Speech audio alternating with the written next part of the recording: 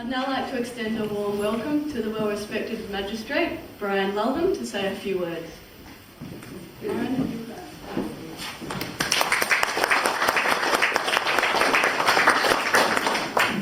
Good afternoon, everyone. I'd also like to join in with welcome to country. I'm just going to share with you this afternoon a few words of my personal relationship with Gordon and the effect that he's had on my life and particularly my work. I was reared in Taree, Gordon was reared in Nabiac, and we shared an interest in boxing. And between 1956 and 1958, and that'll give you, when I was aged between 14 and 16, I fought Gordon 5 times. How many did you win? I won 1, he won 1, and we had 3 draws. I particularly remember that in October 1957, we fought for the 7-stone Mid-North Coast Boxing Championship. It was a special night at the Belmore Hall at Taree, and they had brought down as the guest referee the then Australian champion Jimmy Carruthers. And Gordon and I got into the ring, and I remember that Carruthers looked resplendent in a white shirt, white cream trousers, cream shoes, looked resplendent. In the first round, Gordon hit me in the nose, and my nose bled. In the second round, I hit Gordon in the nose, and his nose bled. And at the end of the fight, Carruthers was literally a bloody mess. I had a very wily old boxing trainer, and he had worded up some of his friends around the ring that if it was a good fight, and it was a really good fight, that he would start the crowd moving by throwing some coins up into the ring for a shower. My recollection is that we shared just less than £10.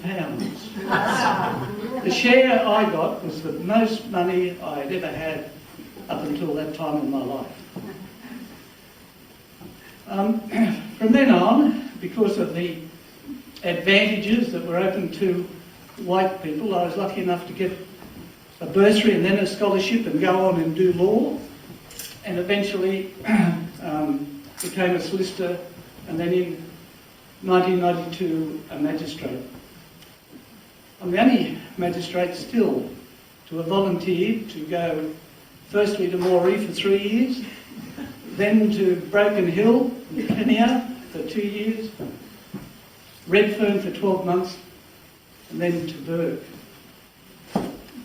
I always said that my love and respect for the Aboriginal people was knocked into me by Gordon. In every court that I have sat and am still sitting, I have opposite where I sit in my chambers a print of Gordon's painting, which he kindly autographed for me, so that virtually every day of my working life, before I go into court, I look at Gordon's painting. And I can tell you that on many occasions, I'd be sitting in court thinking what I was going to do with a particular person who was to appear before me, and those Moree or Kenya, often Aboriginal people, and I'd be wondering what I would do with them.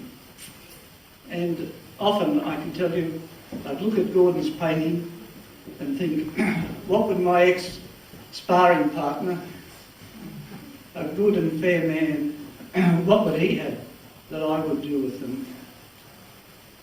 I'm very grateful to Gordon for his friendship, which has continued right from those days in 1956 to 58.